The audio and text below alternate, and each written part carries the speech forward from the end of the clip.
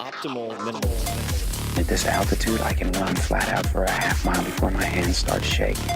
Can I ask you a personal question? Now would seem an appropriate time. What if I did the opposite? I'm a cybernetic organism, living tissue over metal endoskeleton. Ferriss Show. This episode is brought to you by Peloton. And I'd heard about Peloton over and over again, but I ended up getting a Peloton bike and the whole system after I saw my buddy Kevin Rose. I've known him forever, some of you know, and he showed up at my gate at my house a while back, and he looked fantastic. And I asked him, I said, dude, you look great. What the hell have you been up to? Because he's always doing a weird diet or another, but it only lasts like a week or two. So he always regresses to the mean after like 75 beers. And he said, I've been doing Peloton 5 days a week. Now that caught my attention because Kevin does nothing 5 days a week. And you know I love you, Kevin.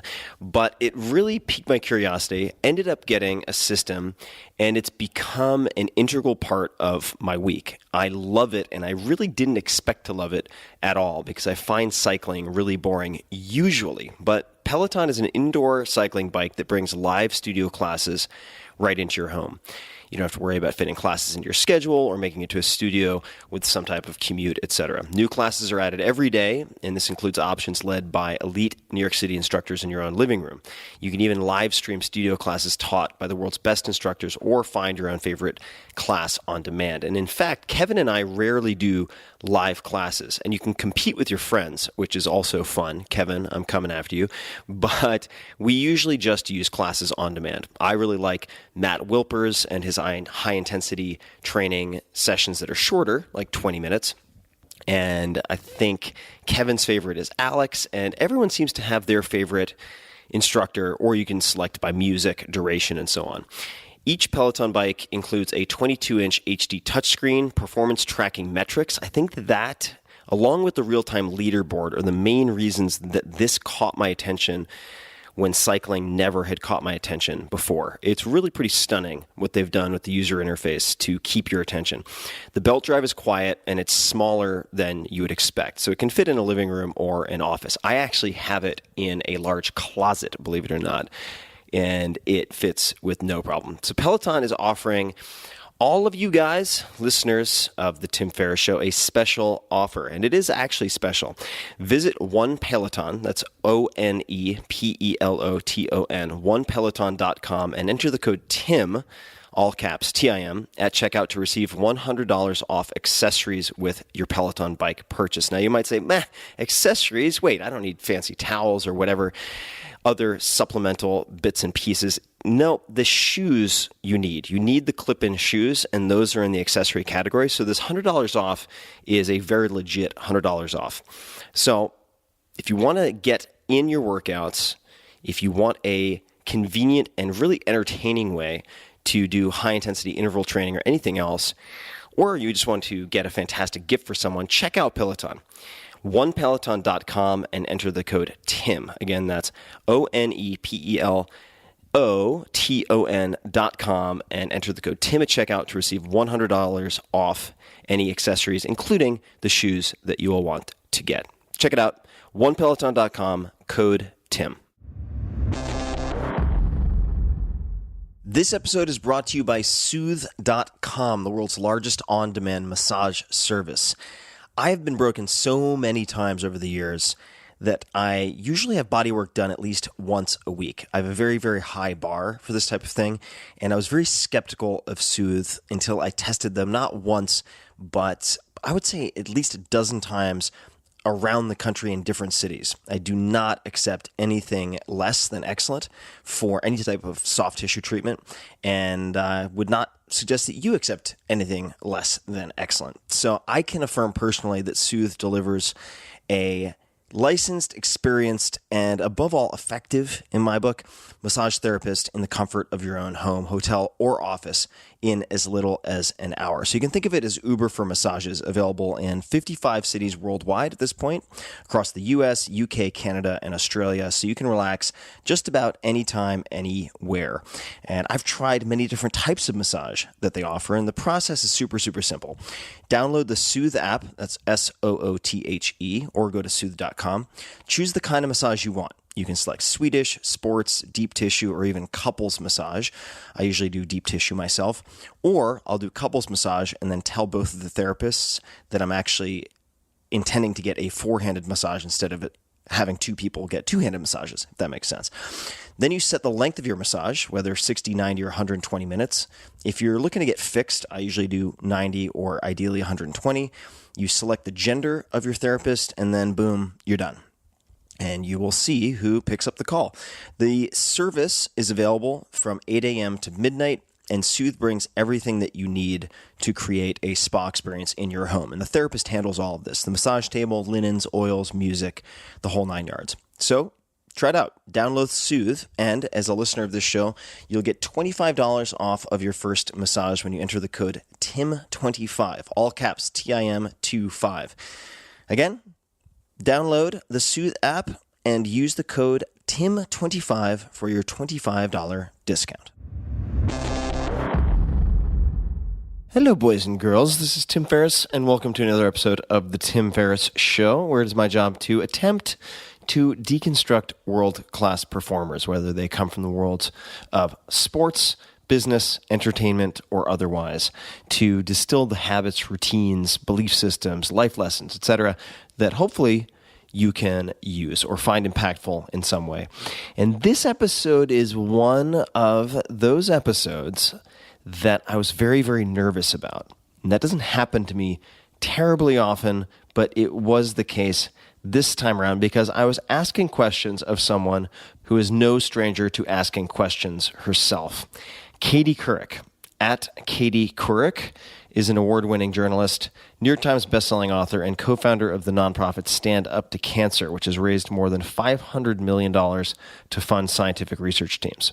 She launched her production company, Katie Couric Media, in 2015, and her podcast, the aptly named Katie Couric Podcast, features conversations with some of the biggest names in politics, media, and popular culture.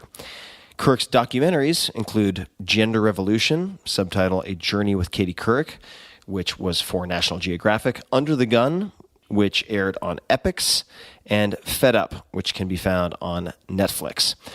Couric's upcoming 6-part National Geographic series, America Inside Out with Katie Couric, premieres on April 11th, and I recommend you check it out. We dig into the reasons why, but the subject matter is, in many cases, very, very fascinating to me. Katie joined CBS as the first woman at the helm of an evening newscast after a 15-year run as co-anchor of NBC's Today Show. Her awards include a DuPont Columbia, Peabody, 2 Edward R. Murrows, a Walter Cronkite Award, and multiple Emmys. She has spent a lot of time in the trenches. She has interviewed some incredibly, incredibly influential, powerful figures who have helped to shape the culture that we're currently a part of. And I was nervous coming into this one, which you can hear in the audio, you can see in the video on my YouTube, youtube.com/Tim Ferriss. And for that, I apologize. But hey, we're all human. And I'm very impressed by what she has done. And hopefully do that justice with digging into some of the areas that I attempted to dig into. So without further ado, please enjoy this wide-ranging conversation with the ever-impressive Katie Couric.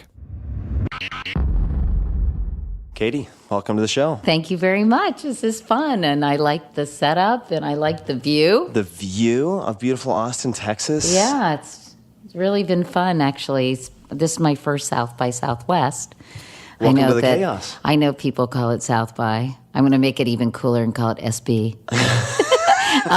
But it's been really fun to be here, and it's been really interesting for me. So thank you for having me on the show. Of course. I really appreciate you making the time. And I'll be honest, I feel a little bit like that that petulant Luke Skywalker in the first Star Wars. Everyone's like, oh, come on, when he's hanging out with Obi-Wan. And just missing the point, because I'm sitting here asking questions of someone who's asked more questions of more presidents and dignitaries than I'll ever even have a chance to meet. So I apologize in advance if I make any novice mistakes. But you know what? I think that if you just are curious about people and your curiosity is genuine and you're truly interested in someone, I think that's really what makes a good interviewer. And so I think you have that in spades. So I think you'll be fine. I want to jump into something that I found in the course of doing my homework that led me to a number of different questions. And I said, if I would ever have the chance to ask, and I was like, wait a second, I do have a chance to ask. So this was something I found via NPR in an interview format, and they were asking you if there was any story that made your reputation, or if there was a moment like that. And again, the internet sometimes misquotes things, so you can correct if need be. But I'll read a little bit, and then I want to ask a follow-up question. So I think I got noticed when I was doing a tour of the White House with Barbara Bush. I didn't think that President Bush was there, and suddenly I heard this Cocker Spaniel or Springer Spaniel. Ultimately we arrive at Millie, that's Millie, coming into the room, and President Bush was following him. And suddenly I had to do an interview with the President of the United States that I wasn't prepared to do. I was just getting a tour of the White House. So that was sort of where I found my career path before my eyes, but I was able to come up with enough questions to keep him there for something like 19 minutes and 20 seconds. So that last sentence was the part where I was like, okay, I have to ask you if you could just walk us through that.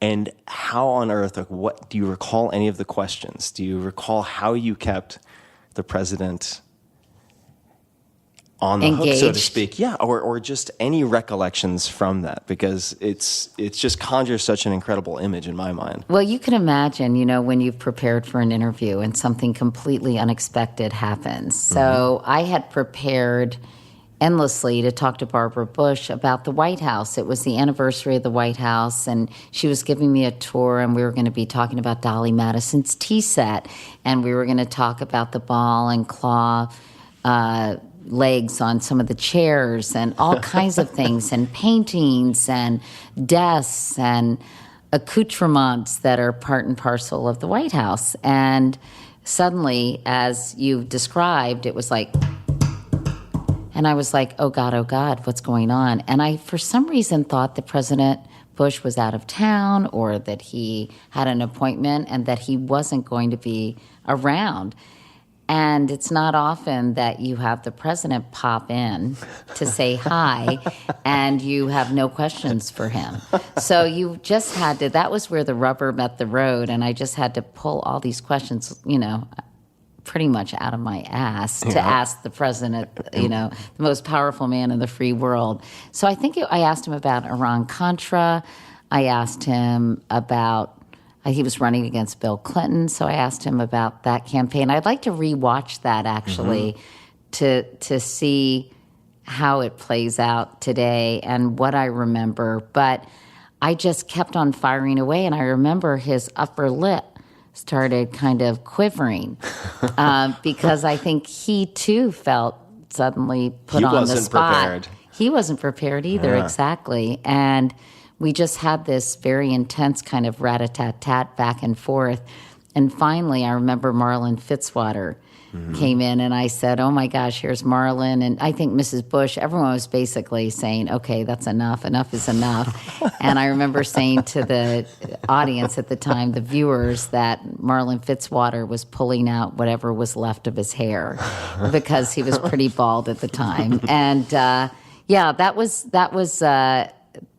a very kind of intense situation for me. But it also showed that I could think on my feet. Now, in fairness, I also had my executive producer, Jeff Zucker, peppering me with questions behind the scenes through my IFB. I think he was nervous. IFB is the earpiece. Yeah, that if I had a moment and suddenly had nothing to say, that he was going to leave. And of course, as somebody who really understands television and understands audiences, he wanted to keep the president on the hook as long as he could. Keep him on the ropes. Yeah. So, but it was fun, and I remember afterwards thinking, "Oh my God!" And it was well received. I think Tom Shales, who's the TV critic for the Washington Post, wrote a very flattering article following that. But that was, I think, very important because, when I did that job and I decided I would be the co-anchor of the Today Show, it was really important for me as a female in the business to be taken seriously and to not be relegated to the cooking and fashion segments. And in fact, when I got offered the job, I said to Michael Gartner, the then president of NBC News, I'll only do it if it's a 50-50 division of labor between me and Brian Gumbel. And I said I had covered the Pentagon. I had worked very hard in local news. And I'd gotten some very good advice early in my career to not be typecast as the cute girl who does features. So, it was important, and that was validation in a way that, yes, I could have a fun personality, but I could really get serious and ask serious questions, penetrating questions when I needed to, even if I wasn't prepared. I mean, I want to ask you about the sort of the chutzpah and where that comes from, but is that a trained skill? Is that something innate to you? How did you end up developing that level of aggression is too strong a word, but that ability to capitalize on an opportunity like that? Chutzpah, I think, is a good word, right? or I mean, moxie. My moxie. dad used to say I had a lot of moxie, which I love that word. Is a good word. Yeah, and I don't know. I think it's inherent in my personality. I think I have been pretty guileless, if that's kind of a synonym for moxie in a way. I mean, I think I've always been pretty uninhibited and very open and very willing to go there wherever there might be. And I think I've always had a fair amount of confidence in myself, although it's wavered, from time to time through the years. But I think having super supportive parents obviously probably fed into that. But I also think it's a little bit in my DNA as well. A little hardwired. Yeah, I do. I actually do. And been sort of always fairly fearless and not hesitant to be out front, and running for vice president when I was in 5th grade and president of my elementary school when I was in 6th grade, and always wanted to be a student leader and that kind of thing. Very Tracy Flick from Election. Would you like a piece of gum? Did you remember that movie? Did you see that with Reese Witherspoon? Yes, actually, I have seen it. It's actually a very, very funny movie. It kills me. But I'm not too Tracy Flickish, but a little. And so I think I just have always had chutzpah. All right, so you have forgotten more interviews than I'll probably ever do. But even in my short stint doing a podcast, we're just around 300 right now. Wow, that's a lot. It's a decent number. I mean, do you do it every week? I publish on average 6 a month. 6 a month. Six okay. a month. So there. And what is your publishing schedule? The publishing schedule is 2 weeks per month. We'll have 2 episodes, and 2 per month we'll have a single episode. I'm thinking of reducing that down to once per week. But I record them. I typically record them in batches and then schedule them out in advance, particularly if they're more complex involving video. So do you find that sometimes they're not topical because you don't do them around the time they're published? This is a good question. So I deliberately avoid topical subjects. And That's smart, I guess, so they can be evergreen. That's right. And there are trade-offs, though. So there are people who I've watched very closely who are in my, let's call it peer group in the podcasting world, who are very, very good at tracking the headlines, finding names, inviting those people on, and riding the wave of Google juice, effectively, the trend in traffic and search queries to drive traffic to their podcast. That's very, very effective, but I don't want content. If I get hit by a bus tomorrow, and I've been very, I shouldn't say I've been unfortunate, I think it's part of life, but I've had a number of very close friends and also family members pass away in the last, say, 12 months, and it just reminds me that I could get hit by a bus tomorrow, and I don't want to have put out only subject matter that has an expiration date. I really want it to last. So whether it's a blog post or an interview, I'd love for there, at least, even if there are topical components, to be themes and lessons that transcend a certain period of time. And that actually leads me to my question, which is, even in my relatively short stint. Nice segue, by the way. Thank you. No, it's true, though, because what I'm dying to ask you is related to nervousness. I've had a number of interviews and episodes where I've really been nervous for different reasons, And that has led me to prepare in different ways and respond in different ways. Are there any interviews that come to mind over your career that you were particularly nervous about beforehand? Yeah, I mean, I think throughout my career, obviously, dignitaries, heads of state. I remember I interviewed Yasser Arafat. I was very nervous about that. Ross Perot was very pugnacious and kind of ornery, and you never knew what he was going to do. I think, live interviews are really scary. Yeah, for sure. Because you can't, edit things out. You can't ask a question over again in a more eloquent way, and you're really on the spot. So I think live interviews would make me nervous. I remember I was supposed to interview with Tom Brokaw, O.J. Simpson, after he was acquitted. And I was a nervous wreck at the very thought of it, because I thought, first of all, I'm not a prosecutor. Mm-hmm. My husband, who had passed away later, but who was alive and covering a lot of the O.J. trial, knew everything. He was a white-collar criminal defense lawyer. And I just remember thinking that this is just a no-win situation. Right. First of all, I can't retry the case, nor could I, because I don't really have the talent or the skills to do that. And secondly, it was so divisive and polarizing, that whole situation, and so racially charged. And I, at the time, and still do to a certain extent, just hated people attacking me. And I thought it was just a no-win situation. So when he bailed, I wanted to do a happy dance. I was so excited. So, situations like that would make me extremely nervous when I saw so much risk and so much downside and very little upside. Right. But I think whenever I'm interviewing people who are really smart and really knowledgeable about a certain area, and I don't know nearly as much as they do, that can be hard. And I think also when you're interviewing somebody about a wide range of public policy, and you're not necessarily a policy wonk, that's challenging too.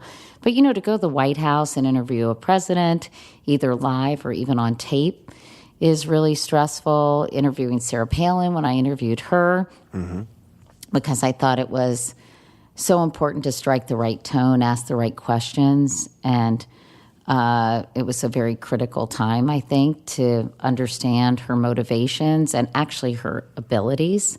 So I still get nervous when I have big interviews. In the case of, let's take Palin as an example, how did you prepare for that? Can you walk us through some of your preparation? Well, I think I worked with my friend Brian Goldsmith, with whom I do a podcast. He's sort of my partner in crime on the podcast. He's a very, very smart person who really follows politics and public policy very closely. And we worked together at CBS, and when I found out she was going to do the interview, we just immediately started to read everything we possibly could about her, about Alaska, about everything that was germane to the presidential campaign, what was going on in the country. I called Madeleine Albright. I called Sam Nunn. I called Richard Haass, who's the head of the Council on Foreign Relations. I called people and I said, hey, I'm interviewing Governor Palin. Of course, everyone was in tune with what was going on in the campaign. And I'd say to them, what do you think are some of the areas that you think are really important that the American people need to know about and hear her perspective on? So I would ask people. I think I asked a few other correspondents about it, read a lot. And, you also have to make some very difficult choices because, as you know, there are probably a lot more questions than you have time for than your guest has time for. So then we'd had to winnow them down. And but it was also really important for me to make sure my tone was right, that my approach was right, that I remember going in and saying I would have an almost Parkinsonian affect with very little facial expressions. I didn't want people to misinterpret that I was looking at her like what, or askance. And And Madeleine Albright offered me, I think, the best piece of advice. She said, just let her talk. And I think so often in conversations, I don't know if you find this true in a podcast, because it may be different since things can be edited, but you try to fill the empty spaces. Right. And people feel very uncomfortable with silence. And I know I do, because I want to make sure that I keep the conversation going. And then, of course, in live television, you can't have these, Dead zones. dead air.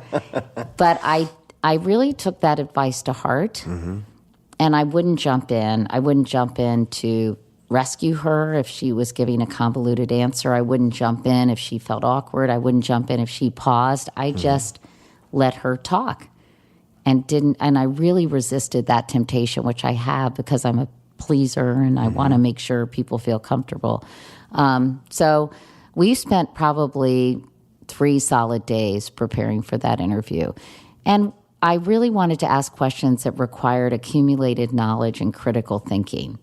So I wanted to talk about big issues. And, honestly, I'd look at some of those questions and I'd say, I don't know how I would answer that, but I'm also not a public policy expert. Right. But I tried to ask questions that weren't gotcha questions, even though she insisted they were, but that people deserve to know, A, how much she knew about any given subject and how she would approach it and what her thinking was. And what became abundantly clear is she just wasn't ready to be put in this position. She wasn't ready for prime time, and it had nothing to do with her gender. I just think her experience and her perhaps lack of intellectual curiosity did not equip her to do an interview about substantive issues facing the country or the world. Let her talk. I really love that. So I have had the chance to become friends with someone named Cal Fussman, who is one of the senior writers who worked on the What I Learned column for Esquire for decades and has interviewed a million different people. And I asked him for feedback when I was starting the podcast to read some of the transcripts and to see if he saw opportunities for improvement. And he said, such a nice guy, real sweetheart of a guy. And he said, let the silence do the work. Because I was trying to rescue people. If I asked a question and it started meandering or something like that, I would jump in. And he goes, no. You need to give them more space and give them time to follow up or to add to their answer. But I think it's very unnatural, even if you're not a pleaser as a human being in conversation. It's unnatural to leave a lot of space. Yeah. But as an interviewer, it seems really, really useful. You mentioned Ross Perot and him being pugnacious. Is there a toolkit or a more effective way to respond to someone in an interview if they are ornery or pugnacious? Or combative. I don't know. I think it depends on the situation. I remember he was like, Katie, sort of admonishing me like I was a misbehaving 5th grader or something. Right. But I think, that's a hard, I don't know. I think you just have to kind of stand your ground and not be intimidated. I think people like that want you to back down or want to make you uncomfortable and make you ill at ease and catch you off guard. So I think you just have to really work at maintaining your composure and not be thrown by it. And that's very hard on national television, to not be thrown by someone kind of scolding you. Right. Well, you mentioned the facial expressions and so on, which is something I haven't even considered because this is my very first few experiments in video. So I'm like, oh my God, what have I been doing with my face? But if you're being scolded on national TV, it's not just what you say, it's also how you respond. Right, of course. Visually. Of course. So you really have to have trained a poker face or at least some self-awareness through the profession. That seems really hard. I would definitely get fired if my thought bubbles ever became public. That's for damn sure. But on the flip side, are there any interviews that come to mind? You've had so many, but where after you're done, you just, in the moments finishing the interview, think to yourself, God, I hope the equipment was working. Like, I really hope we caught that because it was so good. Are there any that come to mind where you're like, oh, wow, that's one that I'm really proud of? Yeah, I mean, a lot. I think one that's sort of, that I usually dust off when I'm asked this question is one I did after the massacre at Columbine High School. And it was maybe 4 a.m. Colorado time is how many hours behind New York? 2 or 3? Is it 3? Mountain time? 2. 2. So it was 5 a.m. and it was April. And so the sky was pitch black, but it was snowing. So it was this very dramatic scene. And I interviewed Michael Scholes, who had lost his son Isaiah, and Craig Scott, who had lost his sister Rachel.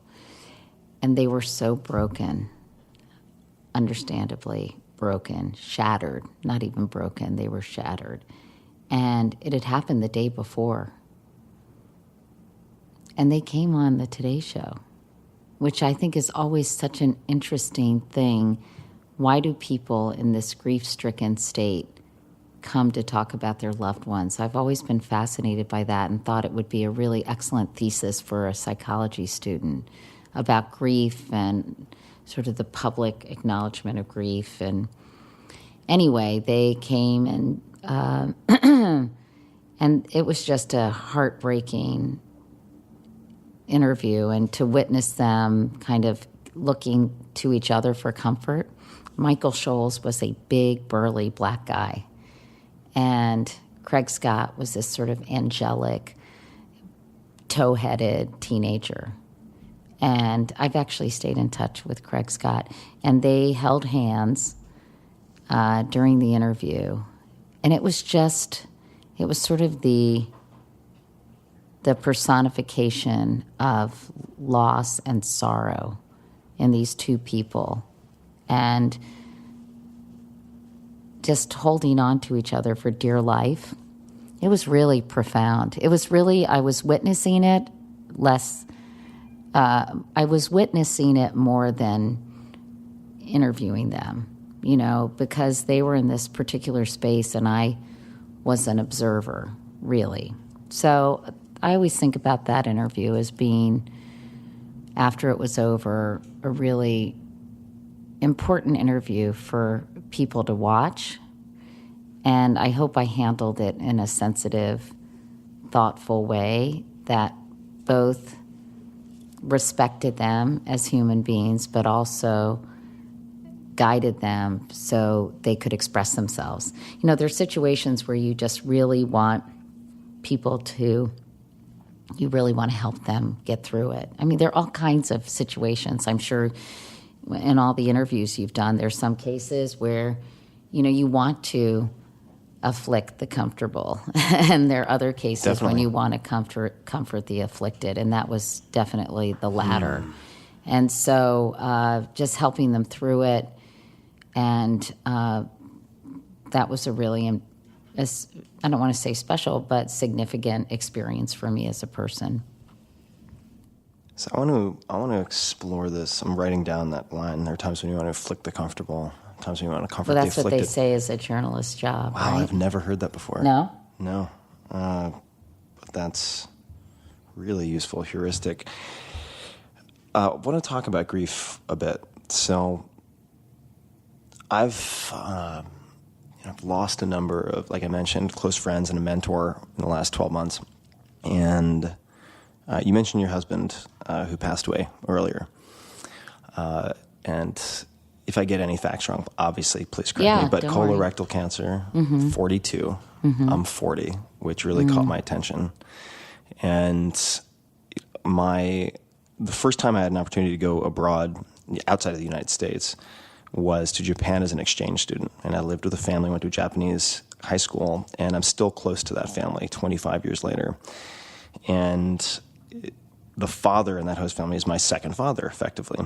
And I planned on bringing my American family to Japan later this year to meet them for the first time, my two families. And I just found out that my host father is in the hospital, late stage, very aggressive cancer, diagnosed has metastasized, probably will pass away in the next 2 months. And What kind of cancer? I would have to go back to the email because it was very emotional and then cognitively difficult for me to translate because it was a lot. It's in Japanese, and it was all specialized medical terminology. But it's in the lung, it's in the liver. A lifelong smoker, very typical for Japanese of that age. I think it might be also esophageal, but and I know that it's now also in the lymph nodes. So he's intubated in a hospital, and only the mother and the brothers can visit.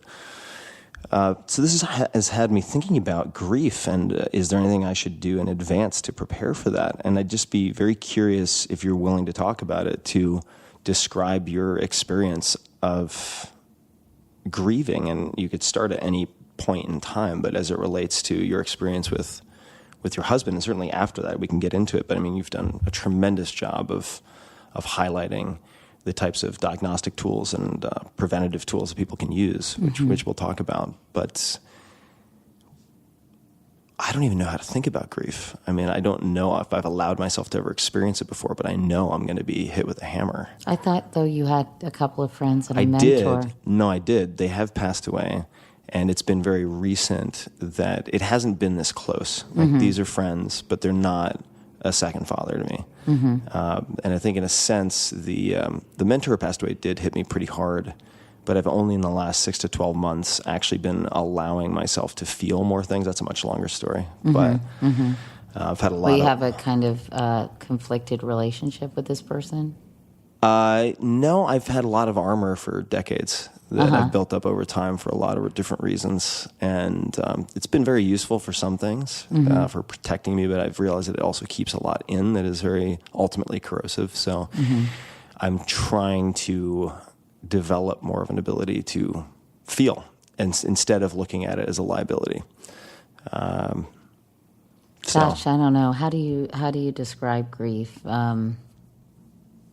I mean, I can talk a little bit about my personal experience. You know, I was on top of the world, had this great job, had 2 beautiful children, and of course, a wonderful husband.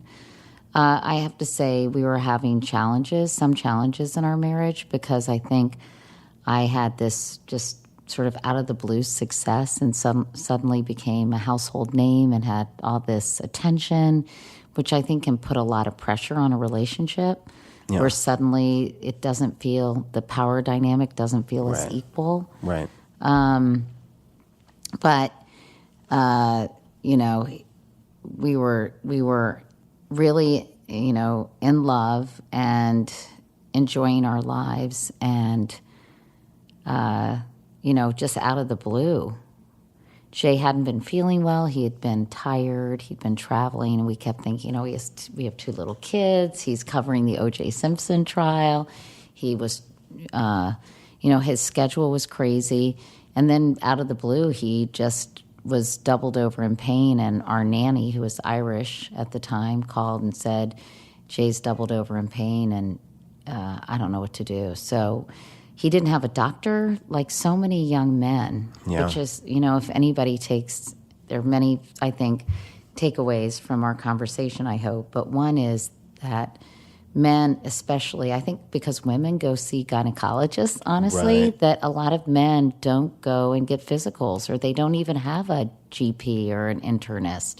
And Jay was one of those guys. He played lacrosse and football and college, and was never smoked ever. I don't think he ever even tried a cigarette. I don't think he even tried pot ever. It's sort of crazy when you think about it. Drank moderately, took pretty good care of himself, I mean, and it just, boom, he had stage 4 metastatic colon cancer. So we went from one day, just everything was great. We were buying a house in the country, or had a house in the country, and we're really enjoying that. And Jay was riding horses in Central Park and doing his thing professionally. And I was at the Today Show, and our girls were great. And Carrie was less than a year at the time, or just had turned a year old when he was diagnosed on April 3rd, 1990. 1997, sorry. He died 9 months later in January. But, it's so debilitating and shattering and destabilizing. And, it's such a process. And I was in such denial. And he was one of these very smart people, but he didn't want to know about his health. He didn't want to know the gory details. I don't know why, because he was so smart, intellectually curious and interested, and I don't know, maybe he knew. So I kept all this stuff from him, which I really regret. I would say, oh, there's only shadows on your liver. Don't worry, it's going to be okay. We're going to figure it out. I remember sending his scans to NIH, because I had a lot of connections because of my job. Right. And I remember very prominent cancer scientists calling me and saying, oh, God, this is really bad. I arranged for him to get a hepatic artery pump, which pushed the chemo directly to his liver that was covered. I mean, the tumor burden on his liver was awful. And anyway, so I went into, I think my husband, John, says I'm very good in an emergency. I get very focused and very proactive and driven. And I went into, I am going to try to fix this mode. And so I was sort of doing that, I think, to avoid the grief, because I had to do something. Right. And it was just, I mean, what can I say? It's the worst thing in the world to see someone, first of all, your life just changed in an instant, then to see someone suffering, then to try to figure out how can you help somebody. I mean, it's really overwhelming. And, I think my grieving process began the day he was diagnosed, because my doctor, who was the internist Jay went to see when he was in this pain, he pulled me aside into one of those little patient rooms in the hospital and said, this is really bad. The prognosis is very bleak. So what do you do with that except for do everything you possibly can to change the outcome, which you realize you probably can't change. Anyway, it's a very challenging thing to deal with, but maybe my regrets will help you with your situation in that I never really said to Jay, what are your hopes and dreams for your kids? Can you write the girls a letter? Can we videotape you talking to them? To say everything I wanted to say to him, because that was an acknowledgement that he was going to die, and I just couldn't do that. So maybe if things are so bleak for this person is so special to you, first of all, you need to tell him. Yeah. And you need to write him, maybe go see him, and feel that you don't have any regrets. Thank you. So, I mean, the only segue I can possibly think of from that is very closely related. You can always go, what I used to do on the Today Show, on a lighter note. Well, this is, I suppose on a lighter note, although it's a shade of the same color. So there's a very interestingly titled paper in an academic journal, and the title is, quote, "The Impact of a Celebrity Promotional Campaign on the Use of Colon Cancer Screening, the Katie Couric Effect." And it goes on to detail the increase in the number of colonoscopies because of your awareness campaign or campaigns. And I was looking at this. I've read a lot of studies, and the p-values, so the likelihood that it could be attributed to chance, is really, really, really low. I mean, it's the data are really compelling.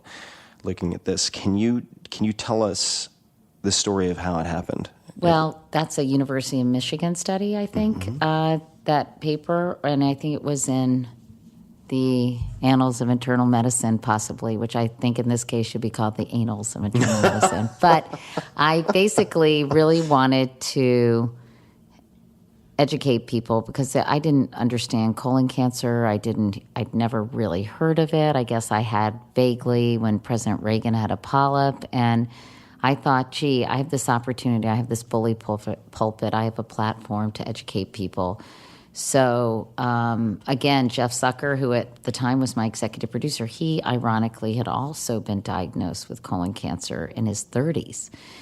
And so he was a very receptive audience for my idea. And I said, can I get a colonoscopy on television? I'm too young to get one. You know, I wasn't 50 yet.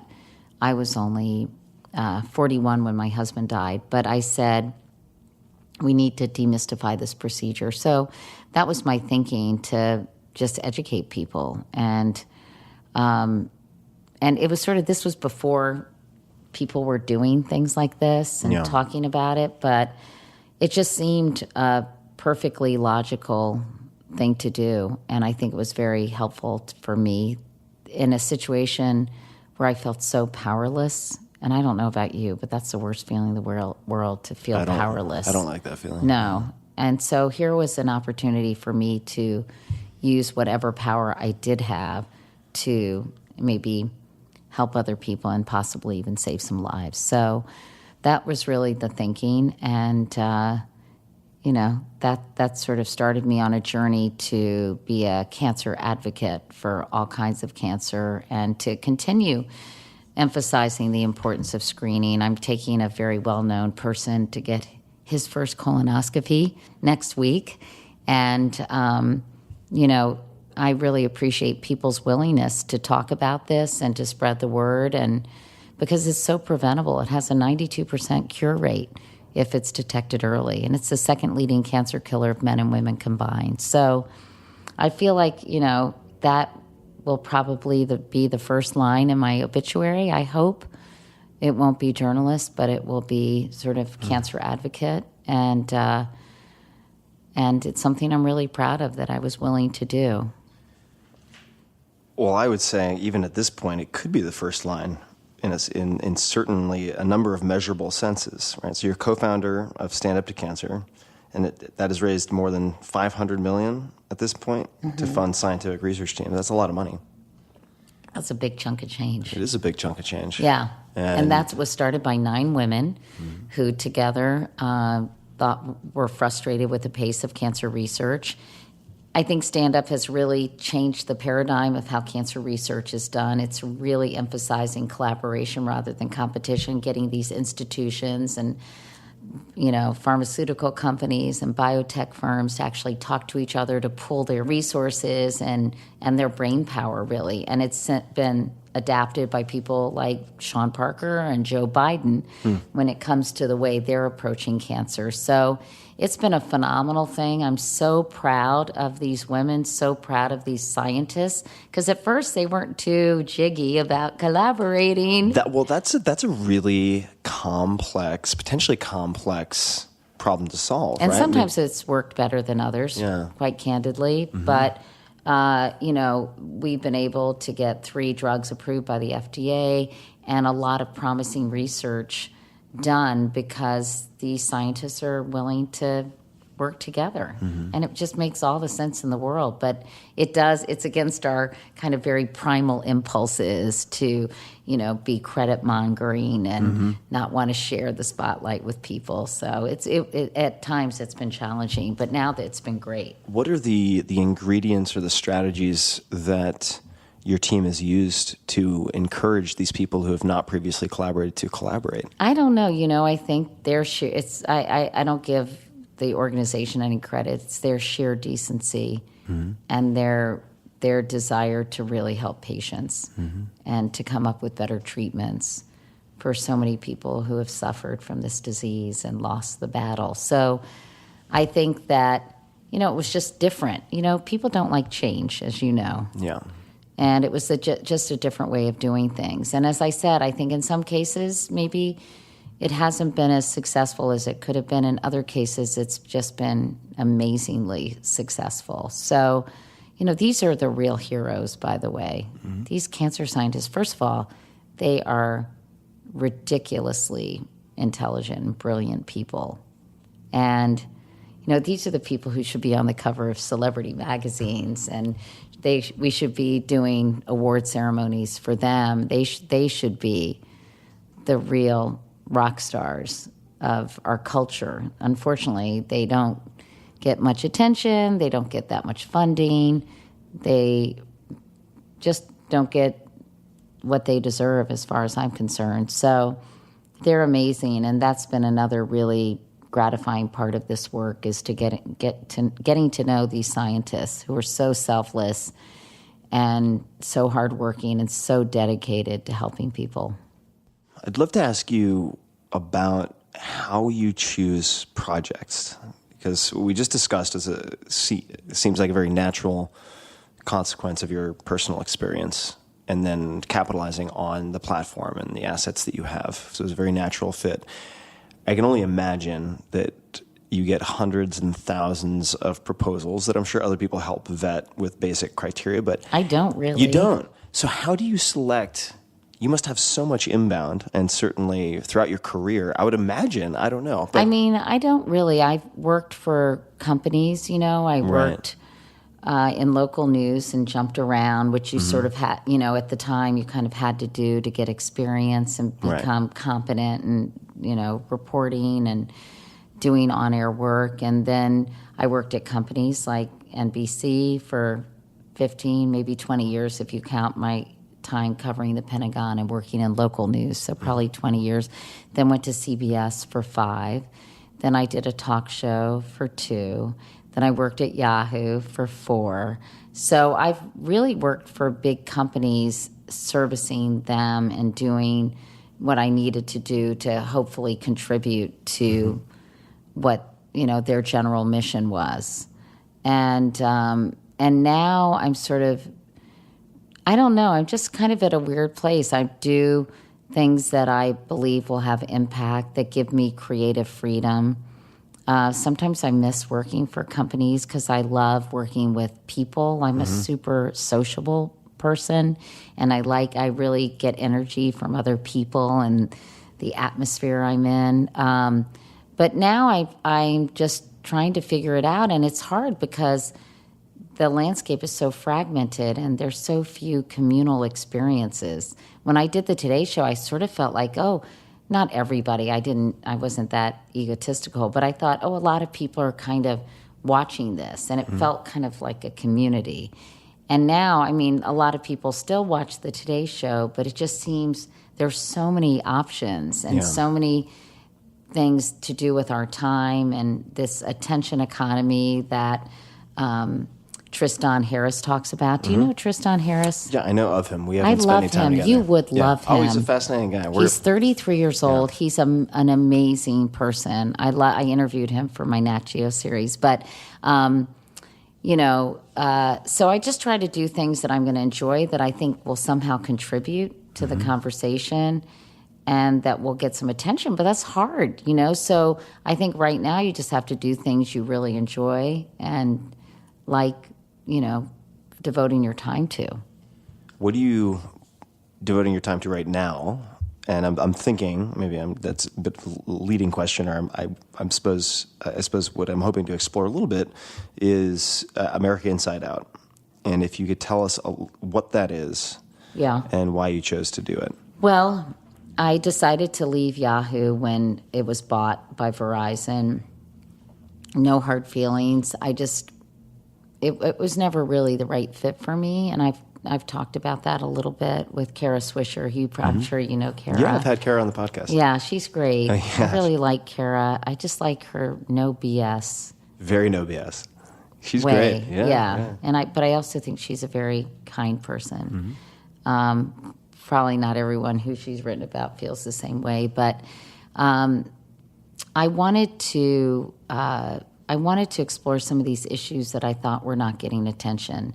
Biz Stone, in this book I wrote about advice, said if you see a need, fill it, in terms of what to do with your life, or if you're entrepreneurial, or if you want to be of service to people. And I think basically, don't we all want our work to matter, I think. I don't think making money is the be-all, end-all for people. Maybe it's easy to say that once you've made some money, but I wanted to explore these topics that I thought were getting short shrift in the media, that the everything is so ephemeral now. Yeah. You can't even remember, partially because there's so much happening at once. You can't remember what Donald Trump did 2 days ago, or you can't remember. I mean, it's so much. It's TMI, isn't it? Yeah.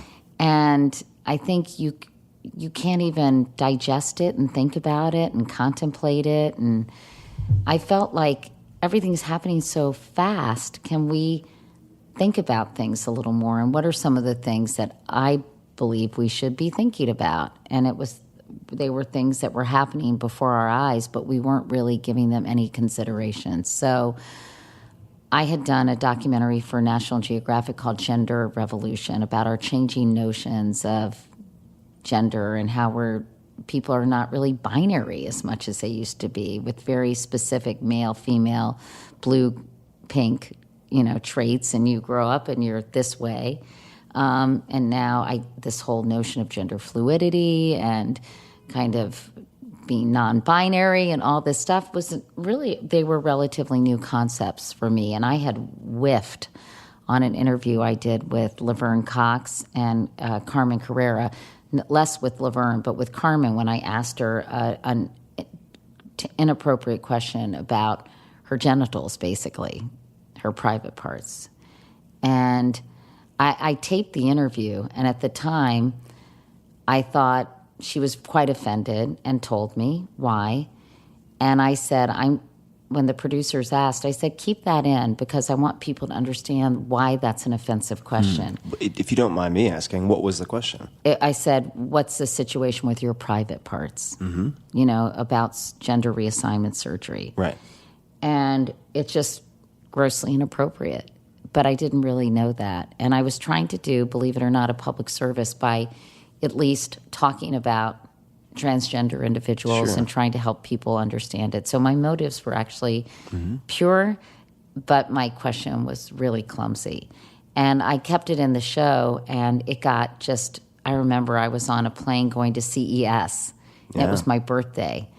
And I looked on Twitter, and oh my God, I'm surprised there wasn't smoke coming out of my phone because it was just merciless. I mean, the scathing criticism I got. And I, of course, regretted that I kept it in, but I kept it in for the right reasons, too. But I ended up, long story short, sorry I'm going on and on about this, but I ended up saying, I want to learn, I want to understand. I felt bad. I also felt, defensive and upset. But ultimately I said, I need to educate myself and I need to help other people understand this community. So I did a documentary called Gender Revolution for National Geographic, and they were quite pleased with it, and I was happy that I was able to do it, and I learned a lot. So then they came back to me and they said, would you like to do some more? So I didn't have a job at the time, and I thought, and I think this is sort of the new way of working. You don't necessarily work for one company, right? You do it more project by project. For sure. And I had really done pretty much every job in network news at this point in time. So I said, sure, I'd love to. And I came up with 6 topics that I thought deserved a little more analysis or exploration. And that's the series. And it's really been interesting and really, really exhausting. What are some of the topics? So the first one is called Rewriting History, but I'm spelling it Righting. And it's really about our memorial landscape and Confederate iconography, statues, monuments that led me to Charlottesville right before and during that quote-unquote alt-right rally that, by the way, is not Charlottesville, Virginia. People have now associated this kind of bigotry and disgusting white supremacy as being relating to Charlottesville. It has nothing to do with Charlottesville. They picked Charlottesville because I think it's a progressive town. And so it's really on how these Confederate statues are dividing us, that they're so important for some Southerners who see it as celebrating Southern heritage, and so offensive to Black Americans who feel they are a real poke in the eye and supporting people who wanted to perpetuate the institution of slavery. So I just wanted to hear more about that, where the controversy started in Charlottesville, it was started by a 16-year-old African-American high school student who started a petition. And I went to see Mitch Landrieu in New Orleans. I talked to Julianne Moore, who did a petition to change the name of her high school in Northern Virginia. And then I went and talked to Brian Stevenson of the Equal Justice Initiative, who is just one of my personal heroes, about his project, which he's doing. You would love him. A lynching project where he has collected soil from the lynching sites, from 4,400 lynching sites throughout the South, because that's a chapter of our history that has literally been buried. And, well, not literally, but yes, literally and figuratively been buried. And he has taken the soil with the help of descendants of people who have been lynched and put the soil in mason jars with the name of the lynching victim on the jar. And he has a whole memorial that he's opening in Montgomery in April. He's a very deeply thoughtful person. Does a lot of work with mass incarceration and with sort of the long tail of slavery and how it's affected race and African Americans in this country long past the Civil War. So anyway, that's kind of like, I mean, where can you really watch something like that on television?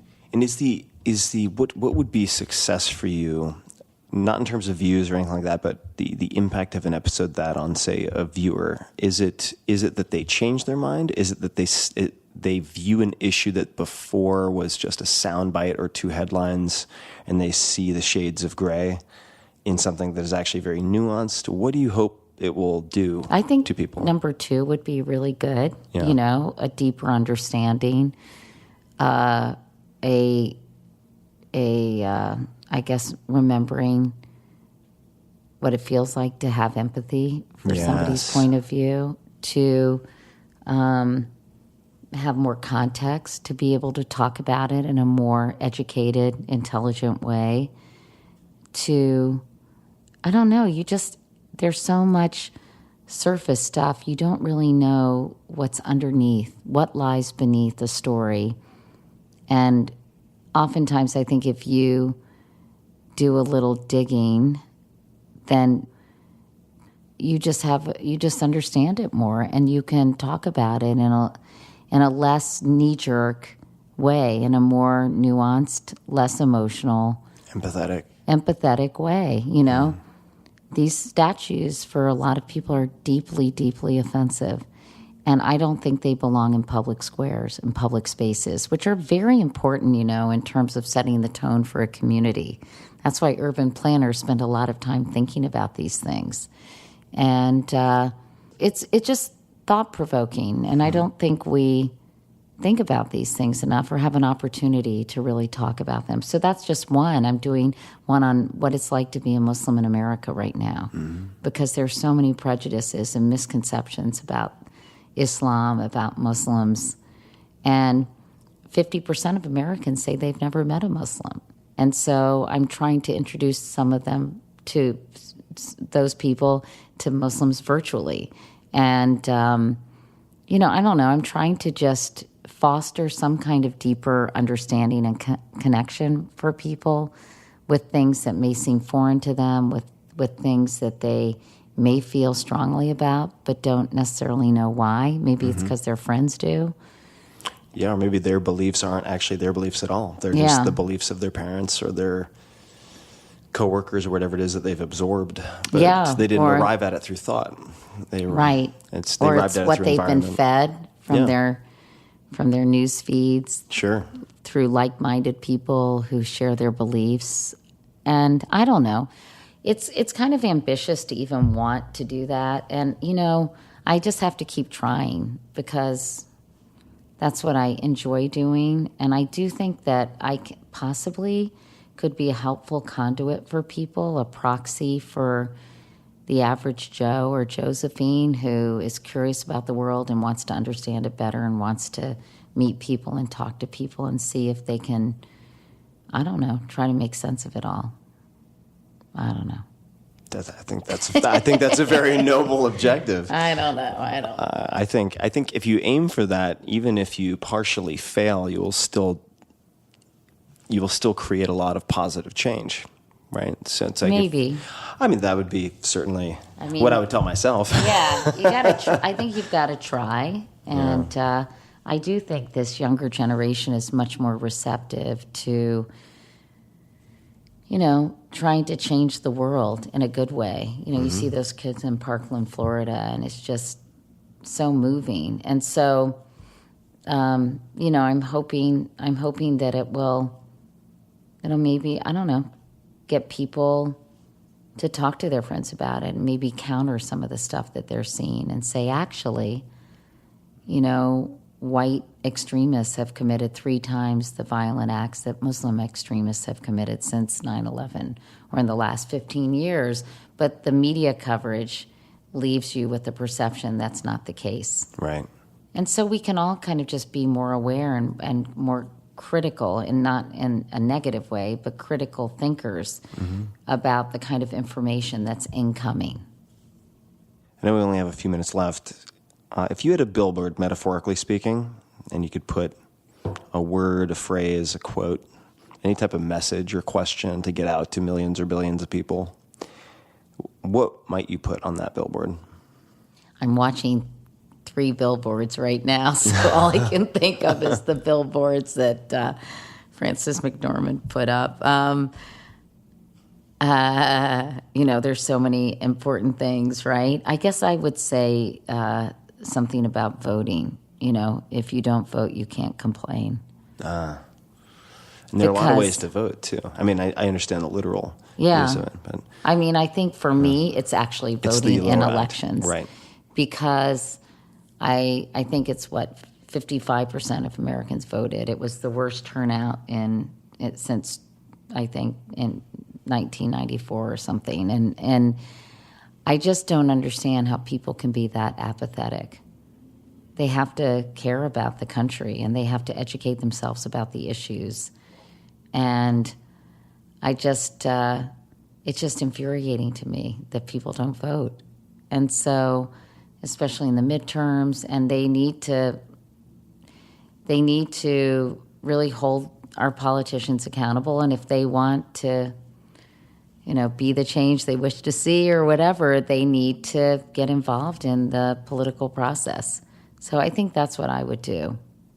Like, it infuriated me if people didn't vote in the last election, or they threw away their vote by voting for someone that just would never be Had elected. No chance. Right. And I felt like saying to them, that's a vote for the other person. If you're comfortable with that, just so you know, that's helping elect someone you may not want to be president.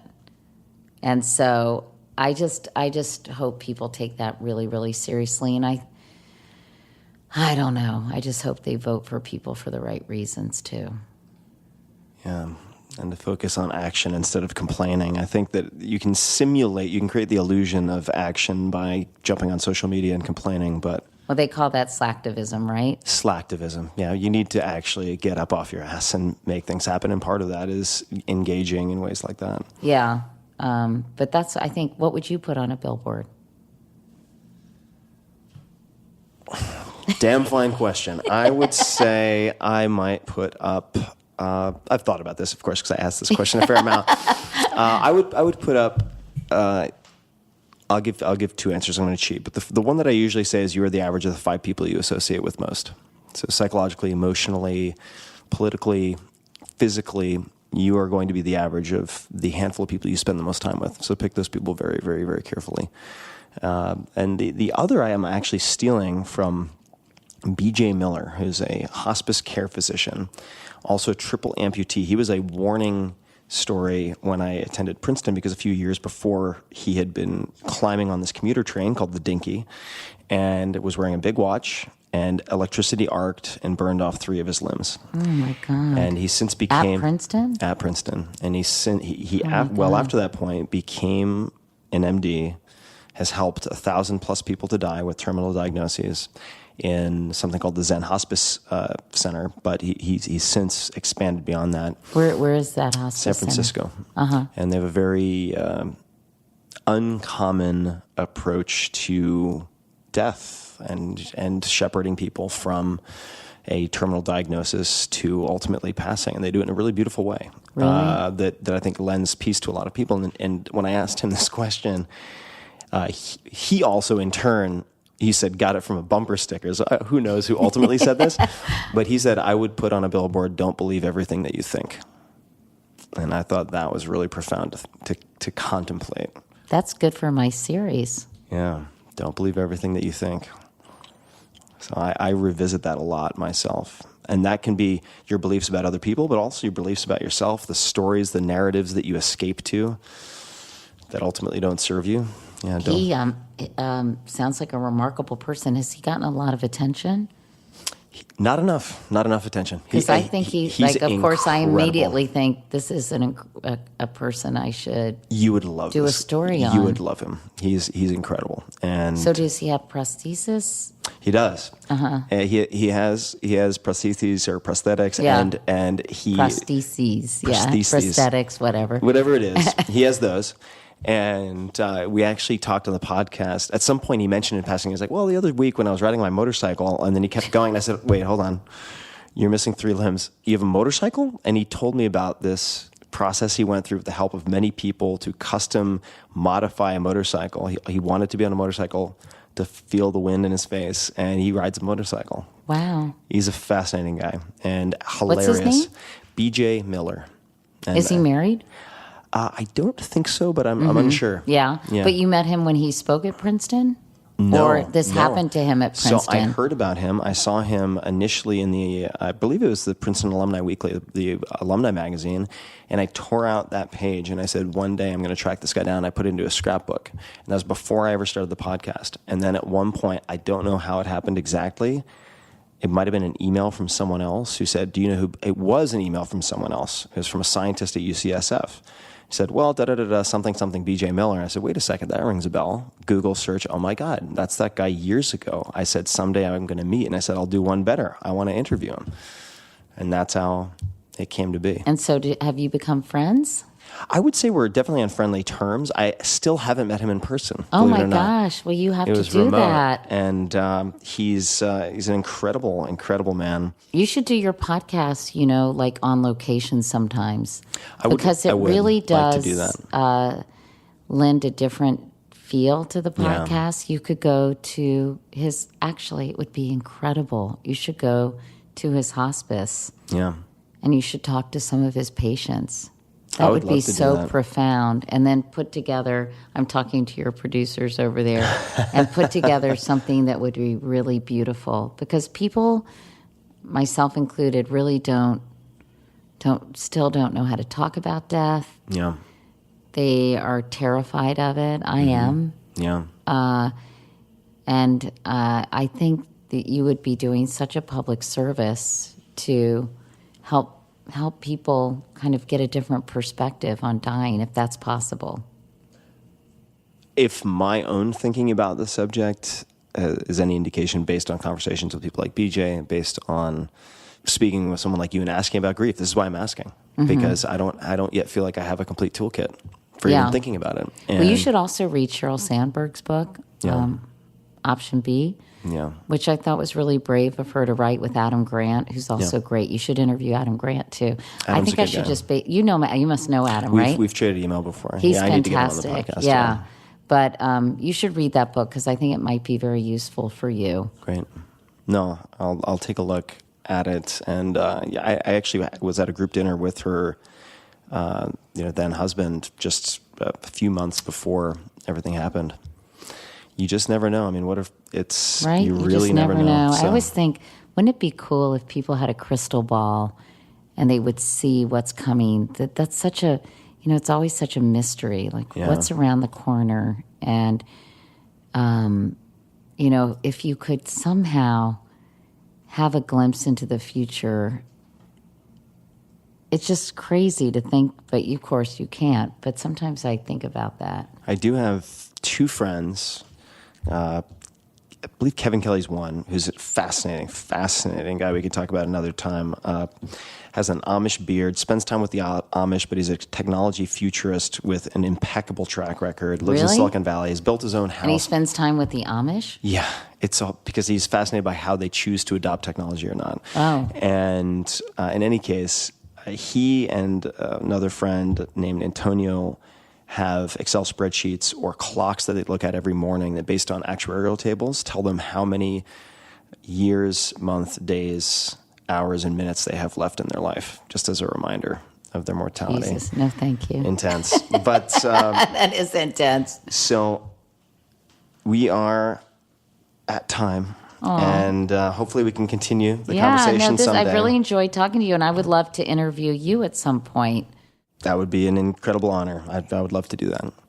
And in the meantime, people can see you at work and doing what you do best, America Inside Out, which premieres on National Geographic, I believe, right? On National Geographic Channel, April 11th at 10 p.m., 6-part docuseries. So I will link to that in the show notes, as well as to everything that we've talked about already. Those Thank of you you. I really appreciate it. Of course, who listen, and those of you who watch, tim.blog/podcast is where you can find links to everything on social media, at Katie Couric on all the socials. Yeah, I it's such a full-time job servicing all these social media platforms, isn't it?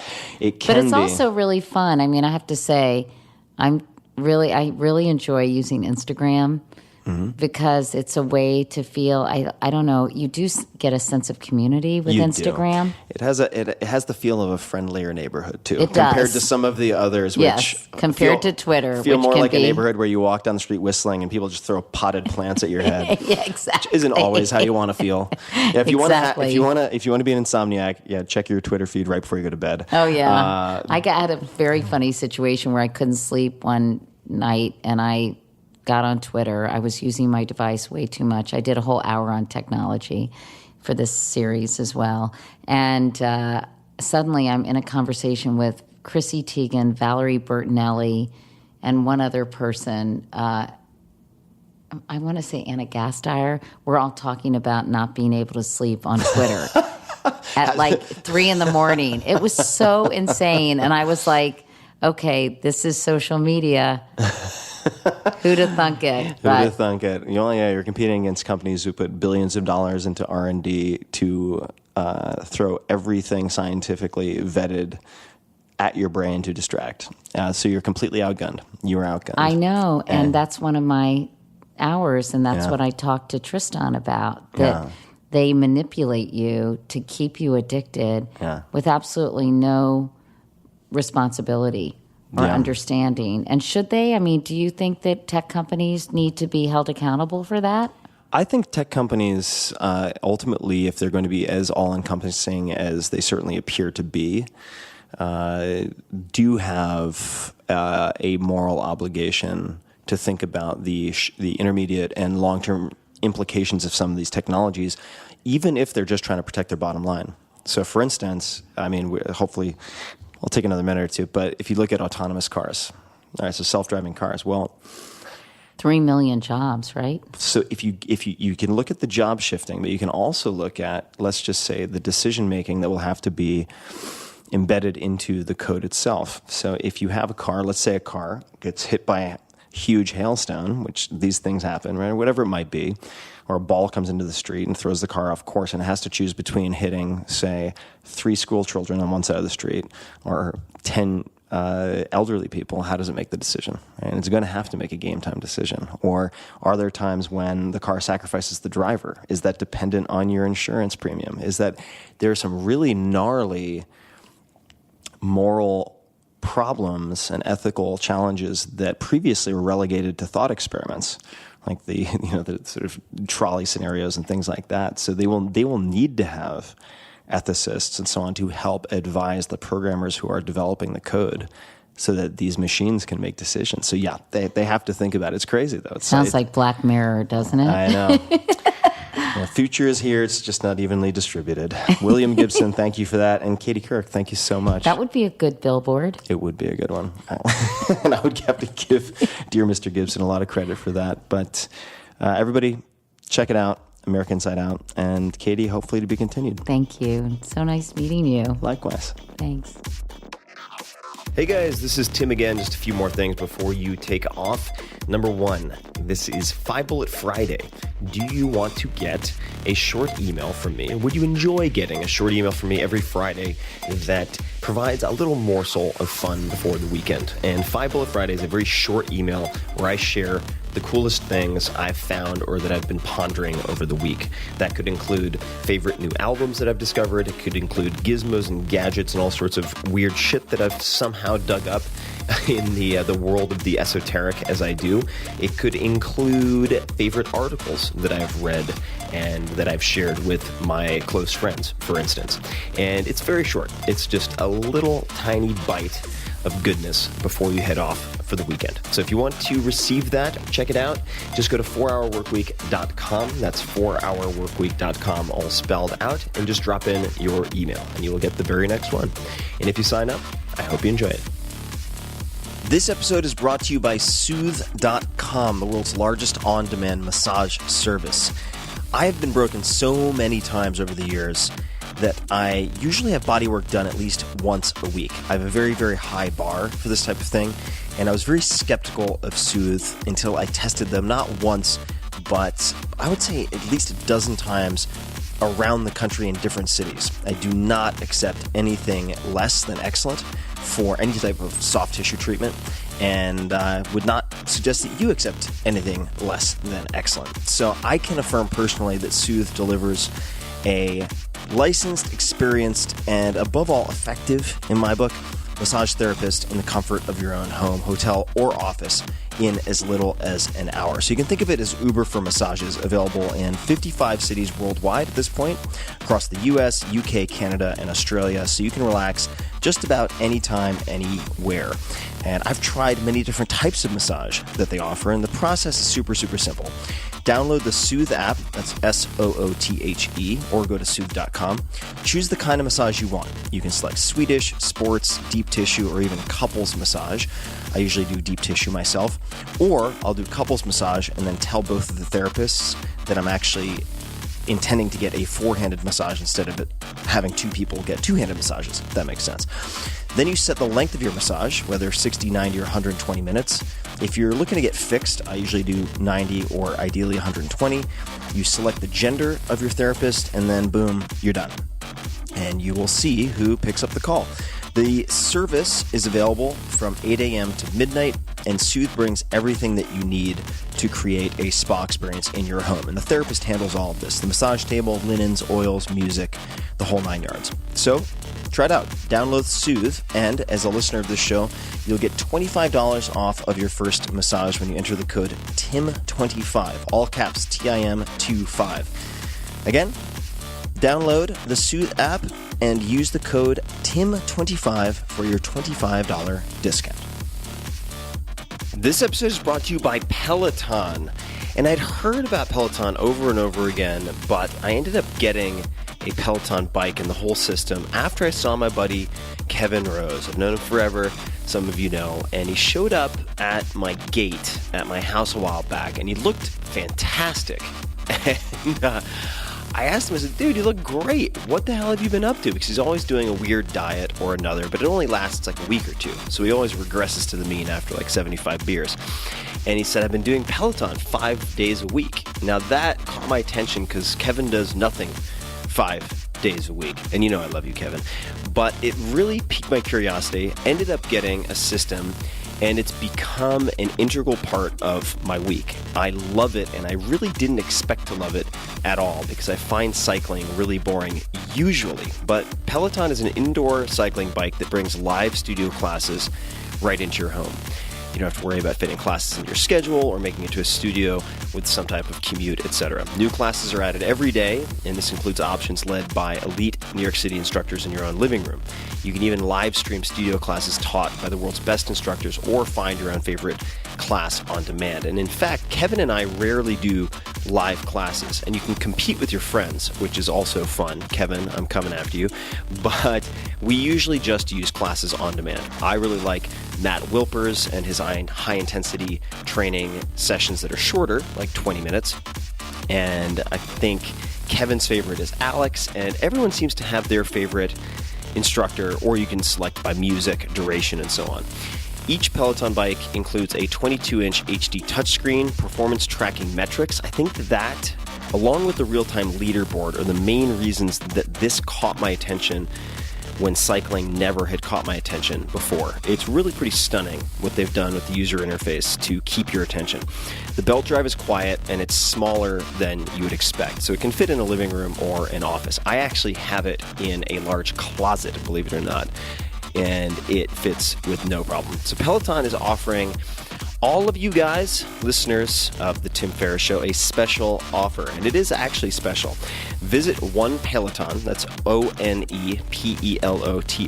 onepeloton.com, and enter the code TIM, all caps, TIM, at checkout to receive $100 off accessories with your Peloton bike purchase. Now you might say, meh, accessories? Wait, I don't need fancy towels or whatever other supplemental bits and pieces. No, the shoes you need. You need the clip-in shoes, and those are in the accessory category. So this $100 off is a very legit $100 off.